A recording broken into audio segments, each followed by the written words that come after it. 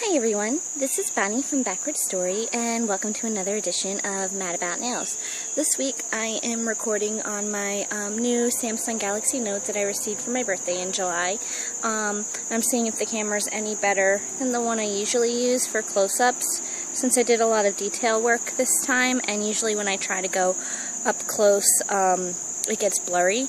Although you can see my edges, I just painted these. I'm just afraid that if I wait to show you how everything came out, it's going to start to flake off and look bad because not everything has a top coat on it, so that you can see the detail a little better.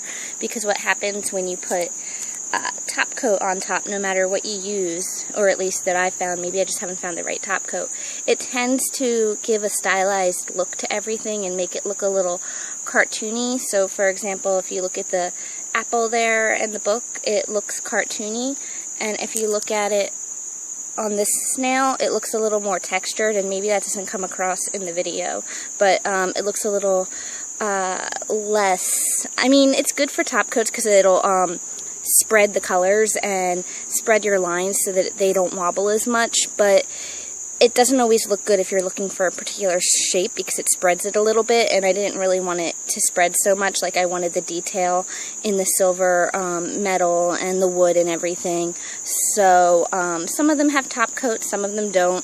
I guess I'll do the top coat first since I'm talking about it. I started with the Revlon Quick Dry top coat, which is what I always use, and I was getting that issue, and I've had that issue before with nail art, so I decided to try, sorry, this camera's not, I decided to try OPI top coat instead, but it gave me the same result. So it doesn't seem to be top coat related. It did the same thing with two different top coats. So just so you know, if you do nail art, prepare for it to spread. And sometimes that's great. Like, I think sometimes that makes my nail art look better when I make mistakes. But sometimes I really just want to see the design. So it's going to be a case-by-case basis. I started out with Orly Bonder as my base coat. And the garbage is going out there. I'm sorry about that. But I started with Orly Bonder. And then on this nail for my base coat where that white is, I used OPI in my Boyfriend Scales Walls. So this is from the Amazing Spider-Man collection that came out a year or two ago, whenever the movie came out. And it's nice because it's kind of an off-white, so it doesn't look quite so chalky on the nail. So I like it when I'm doing a lot of white as a base color.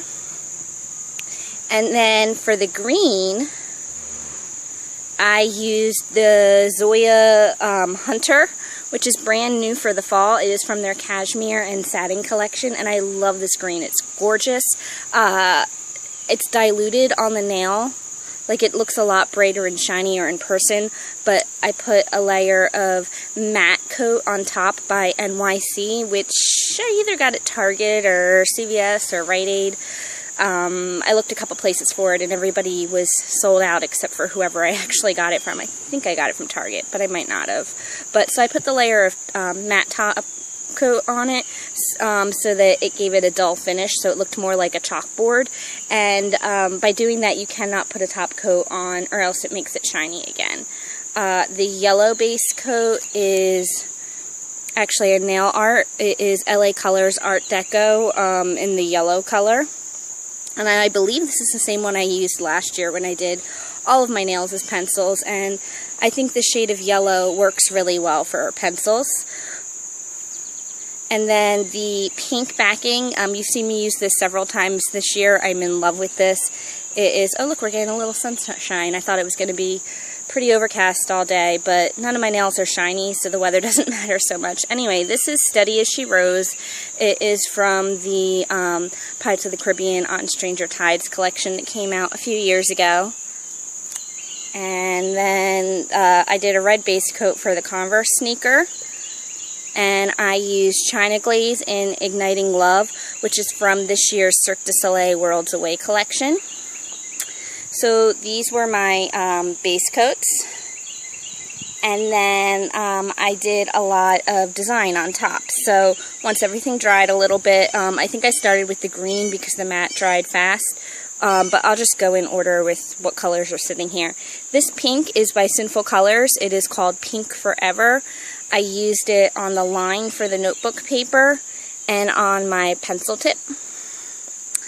And then the blue has Pink Forever all over it because the bottle completely made a mess of things. And you can see it's all over here too, as well as here. And it did not make me happy yesterday. I actually mussed up some nails saving the bottle. So this is OPI in Can't Find My Checkbook, CZECH, and it's from this spring's Euro Central collection. And while the light is really sunny, you can kind of see my nails in lighting. I'm surprised we have some sunlight going on today. It looked very overcast. And I said, screw it, I'm going to make the video today anyway. The gray is by LA Colors Art Deco, and it's called Silver. And I used it for the metal from the pencil tip. And to get the edges in there, what I did was I mixed this silver with this black, which is by So Easy Stripe Right, and it's just the jet black color, and this is from Sally's Beauty Supply. All of my Art Deco pens are from the dollar store, and my It's So Easy Stripe Right are from Sally's Beauty Supply. But I mixed the two together to get a slightly darker gray so that I could have some texture and ridging in the metal. The white is also It's So Easy Stripe Right. It's the white color. And I used it for the pages of the book, the curve of the apple that makes it shiny, and the shoelaces of the Converse sneaker, and the other white is the Spider-Man, My Boyfriend Scales Walls. Oh, and the black is also It's So Easy Stripe Right on the shoe. And the other color I used was another Art Deco. This one's bright green.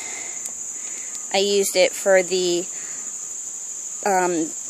binding of the book and the leaf of the apple. So I gave it, of course I had to have a book on my nails, right? So that's the green. And then I mixed together this orange and this yellow. They're both Ulta. The orange is called Son of a Gun, and the yellow is Sunsational, Sun-Sational. And I mixed them together, more yellow, less orange, to create kind of a peachy yellow texture that I made for the ridging of the pencil to give it the illusion of sides, and just to make it a little more 3D. So I just kind of combined colors to make it slightly darker than the yellow already on there. And to make all of my designs, I either use dotting tools from MASH or brushes from MASH. Got all these brushes. And they both came from Amazon, but I'm sure you can get any brand anywhere.